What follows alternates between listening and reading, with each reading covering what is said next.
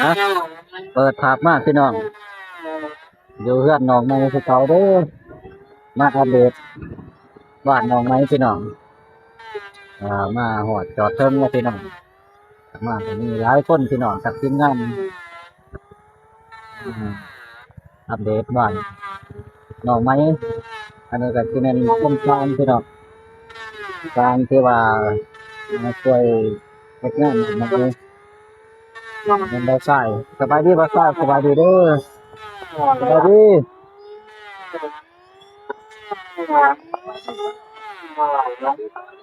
ฮะเอาไหมเบิ่งสบายดีไหมเบิ่งหั่น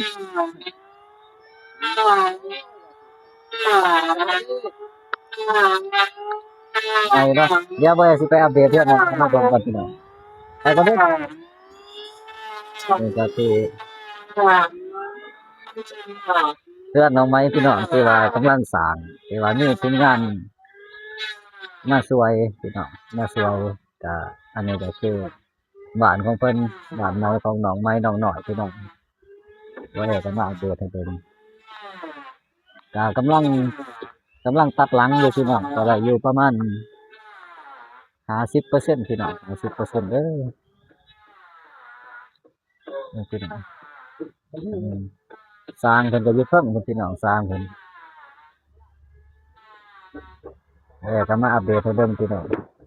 น้องไม้น้องน้อยก็อยู่เฮือนพี่น้องแต่ว่าบ่ทันเข้าไปเดี๋ยวบ่ได้สิไป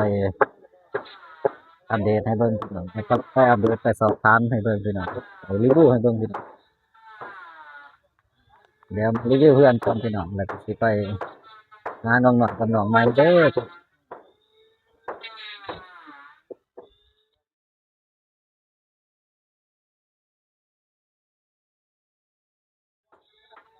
นะครับสบายดีสวัสดีเด้อพ่อแม่พี่น้องบ่ว่าจะอยู่ภายในประเทศหรือว่าต่างประเทศพี่น้องหรือว่าฝั่งลาวหรือว่าฝั่งไทยพี่น้องก็กราบสบายดีเด้อสุขคนนะครับก็บ่ก็มื้อนี้ก็บ่ได้มาอัปเดตบ้านน้องไม้แล้วก็มาพบพ่อน้องไม้กับน้องน้อยพี่น้องแล้วก็สิมารีวิวมาอัปเดตให้เบิ่งพี่น้องอ่าไปพี่น้องบ่ได้สิพาไปเบิ่งหรือว่าไปส้มนำกันพี่น้องโอเคเนาะพี่น้องเนาะไปพี่น้องไปนำกันเด้อครับ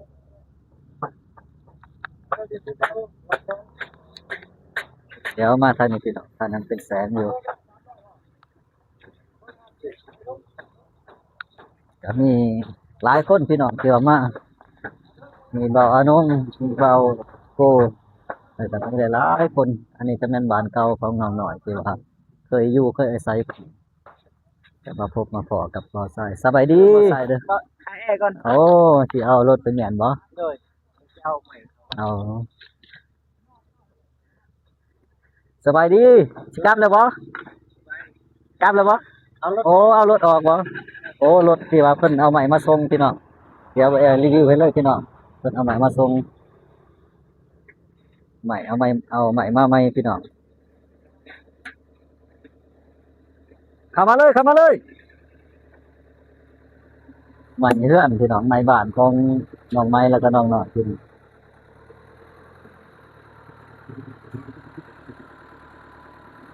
ถอยเลยถอยเลย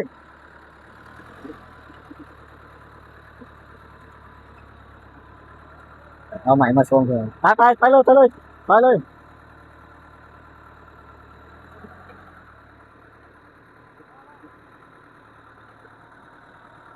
พ่อวะพ่อได้ใหม่มาแล้วพี่น้องเอาใหม่มาใหม่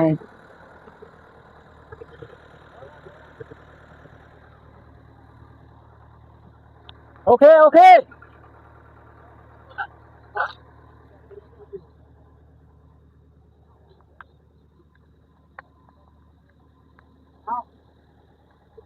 รู้แล้วมั้ง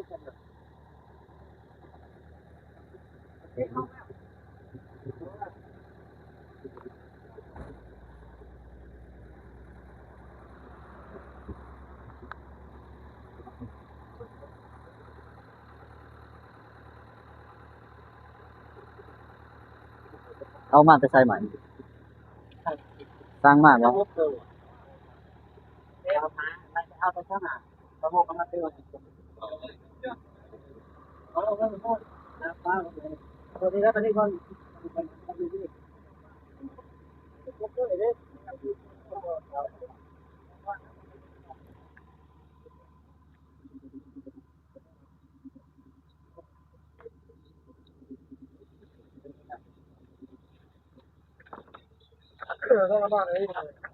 เอามาหอดน้องหน่อยกับน้องไม้เนาะพี่น้องสบายดีน้องไม้น้องหน่อยสบายดีสบายดีเด้อสบายดีแล้วก็มีบ่าวน้องสบายดีบ่าวน้องสบายดี มาไม่ได้เออไปก็เบาแอร์เด้อ สบายดีสบายดีสบายดี โอ้ได้ไหมบ่ เอามาไหม ครับแล้วดอกไม้เนาะเสียงชัดเจนบ่ ยังร้องอยู่ร้องอยู่ ยังร้องอยู่บ่ แม่นร้องบางเพศนี่ได้อยู่เขาเจ้ากำลังเอาไหมลงพี่น้อง โอ้แบบสิพันเนาะตัวอย่างที่ สิหาน้องเนาะหาเอาไหมลงช่วยน้องหน่อยกับน้องไม้พี่น้อง อ๋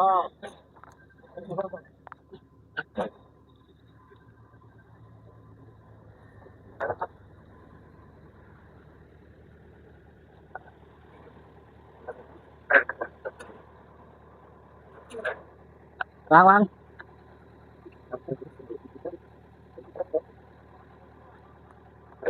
จับเสียง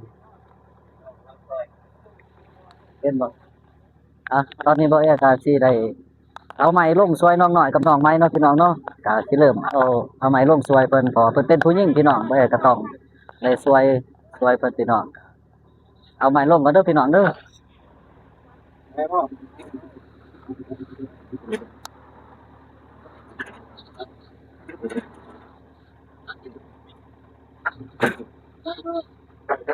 ระวังไงพ่อต้มเลย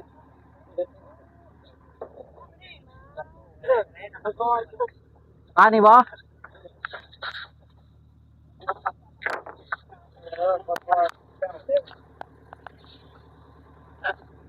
ได้ตัวลูกได้ตัวจริงด้วยนะ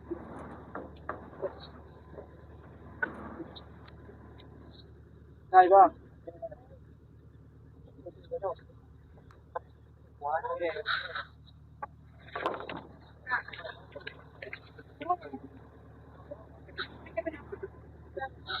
คอยบ้างเด้อครับเด้อนี่บ้างว่างกันเดียวคอยคุยบ้าง คอยเฮ็ดเอาเดี๋ยวมันสิหนีบมือหนีบ นั่นแหละไปก่อนเลยคนให้คนกันไปแหละแล้วนะรู้ว่าก่อนดีด้วย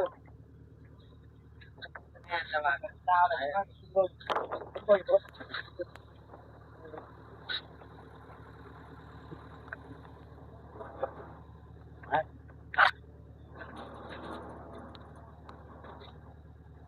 จักโตว่าทั้งเบิดนี่นะ 20โต25โต แม่น อ๋อคือว่าไหมน้องหน่อยกับน้องไม้สังมันก็25โตพี่น้อง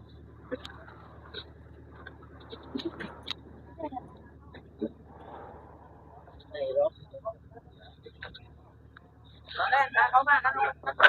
จะเต่าเลยเดือดแม่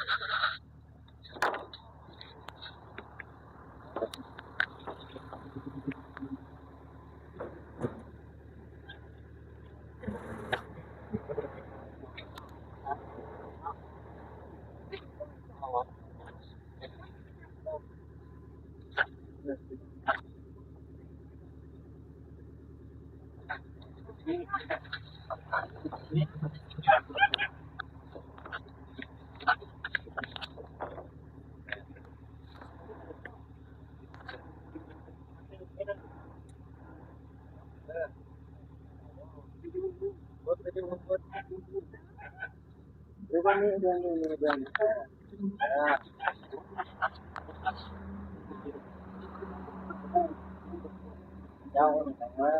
เรียนก่อน ตอนนี้น้องหน่อยกับน้องไม้กำลังเอาไหมลงจากรถพี่น้อง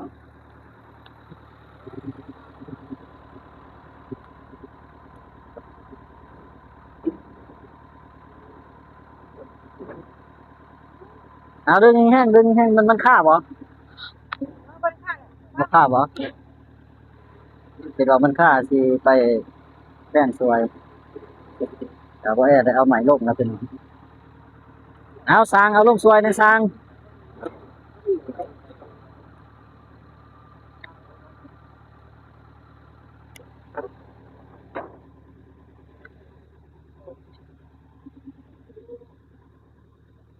แถมให้เลยบ่ตัวนั้น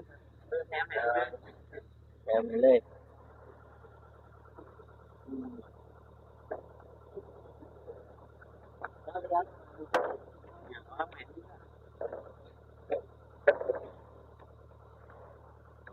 ไอ้แป้นเพื่อนแล้ว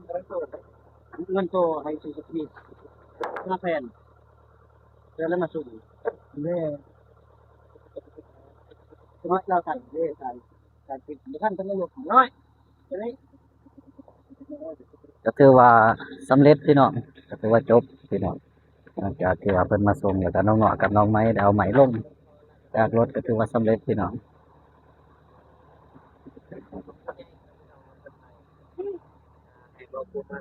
ตอนนี้ก็เบาโปรกำลังใจเพิ่นมอบเงินให้น้องหน่อยกับน้องไม้พี่น้อง ในทางบอกกันก็คือไม่18ตัวนึง80มันจะถึงก็หาโต๊ะพี่น้องแล้วก็สิมอบเงินจำนวนนี้ให้น้องน้อยก็จะมอบให้ทางเพิ่นนะเป็นเนาะมอบให้ทางเพิ่นต่อ2 ล้าน หลังจากนั้นก็ เลย เบาโกมอบให้น้องหน่อยแล้วก็มามอบให้สร้างพี่น้องที่ว่าค่าไหมที่ว่าได้เห็นที่ว่าช่วงที่ว่าเอาไหมลงนะมันไหมลงพี่น้องน้องหน่อยกับน้องไม้เอาไหมลงเพิ่นเอาไหมมาส่ง ก็เท่าไหร่สนใจมันนาสิหามาอีกเอามีงบได้หลายบัดนี้ ก็ถือว่าสำเร็จพี่น้องหลังจากมอบเงินมอบคำนะพี่น้องก็สิได้เดินงานต่อพี่น้อง ขั้นตอนพี่น้องเนาะบัดนี้ทางพ่อเพิ่นยังมียังที่ยังเหลือที่ยังมันยังมีเหลือยัง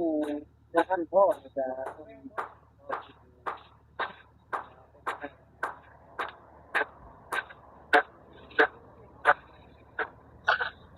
โอ้ย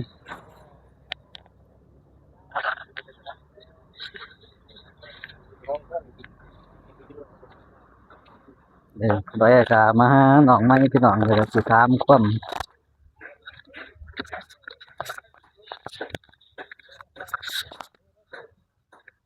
สบายดีจะได้รู้สึกใจ รู้สึกดีใจรู้สึกดีใจหลาย เป็นดีใจหลายภูมิใจเนาะ โดย มาใหม่เอาโก้บ่ เบาคุยเราสุเราสวยคือพ่อใหญ่ทั้งเราสวย โอ้คนใหญ่เป็นสวย เออ ใจใจดีเป็นสวยเพิ่นก็รู้สึกดีใจแล้วก็ภูมิใจนะครับ โดย ดีใจแต่ว่าไหนยัง ไม่ไม่สี่แปดไม่โดย ใจเดือนครึ่ง เบิ่งถึงว่ามันเบิ่งถึงกับเบิ่งคางอะไร เพิ่นก็บ่ทันเข้าใจเพราะว่าเพิ่นก็บ่แม่นสารพูดแต่ว่าเพิ่นได้ใหม่มากเพิ่นดีใจเพิ่นใหม่ก็การพูดแต่ฟังก็เข้าใจทางใดว่าเราบ่ทันเข้าใจกันเพราะฉะนั้นเรื่องเพิ่นก็บ่แม่นราคาก็สิแม่นทางลูกต่างเนาะ โดย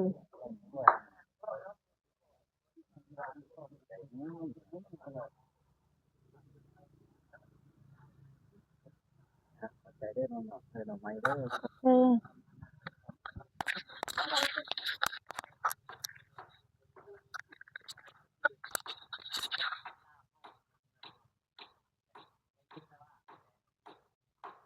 งานรีวิวดีเลย คือว่าอาม่าใหม่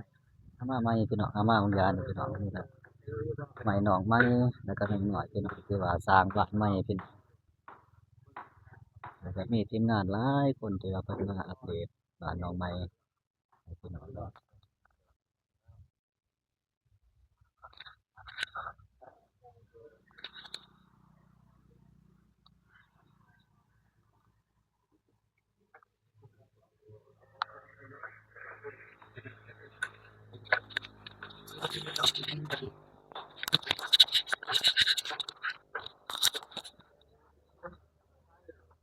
อ่ะก็ถือว่ามาฮอดนี้ก็ถือว่าตัวเองก็ได้มาอัปเดตบ้านหนองใหม่พี่น้องนะครับมาได้มาตามหนองใหม่เพิ่นก็ว่าดีอกดีใจที่ว่าผู้ใหญ่ใจดีเพิ่นได้ช่วยเหลือทั้ง น้องไม้แล้วก็น้องหน่อยเพิ่นก็ขอบอกขอบใจพี่น้องกองฝ่ายเบิดทุกคนแล้วก็ขอบใจผู้ใหญ่ใจดีที่ว่าให้ความช่วยเหลือเพิ่นก็บ่เอ็นก็ภูมิใจแล้วก็ดีใจนำที่ว่าผู้ใหญ่ใจดีได้ช่วยเหลือน้องไม้กับน้องน้อยเนาะพี่น้องเนาะบ่เอ็นก็ต้องขอขอบคุณขอบใจเด้อผู้ใหญ่ใจดีขอบคุณขอบใจที่ว่าช่วยเหลือเพื่อนมนุษย์ด้วยกันนะครับก็ถ้าว่าผิดพลาดประการใดที่เราบ่ได้พูดบ่ได้เว้าก็ต้องขอโทษขออภัยนำพี่น้องนำผู้ใหญ่ใจดี แล้วก็นำทีมงานเบิดทุกคนทุกคนเด้อเพราะว่าบ่ได้ก็เป็นน้องใหม่การปากการเว้าการพูดการจาก็บ่ทันเก่งพี่น้องคันว่ามีผิดพลาดประการใดก็ต้องขอโทษขออภัยนำพี่น้องเบิดทุกคนทุกคนแล้วก็ FC แล้วก็ทีมงานผู้ใหญ่ใจดีหรือว่าทีมงานเบาอนงก็ต้องขอโทษขออภัยเด้อเพราะว่าบ่ได้ก็ยังบ่ทันเป็นในการปากการเว้าการพูดการจาเนาะพี่น้องเนาะครับขอโทษขออภัยนำหลายๆเด้อ บ่เอกาสิได้จบคลิปเพียงเท่านี้เนาะพี่น้องเนาะก็สิได้พบปะกันคลิปใหม่บ่เอกก็ต้องขอขอบคุณขอบใจอีกเทื่อนึงมายัง FC ทางฝั่งลาวหรือว่าฝั่งไทยหรือว่าต่างประเทศก็ขอให้ทุกคนอยู่ดีมีแรงร่ำรวยๆเบิดทุกคนทุกคนปีใหม่ฟ้าใหม่พี่น้องปี2026ก็ขอให้สิ่งใหม่ๆเข้ามาในชีวิตสิ่งเก่าๆก็ให้ทิ่มไปนำปีเก่าพี่น้องก็ขอให้ทุกคนเจริญมั่งมีร่ำรวยๆเบิดทุกคนทุกคนนะครับขอบคุณนะครับบ๊ายบายครับ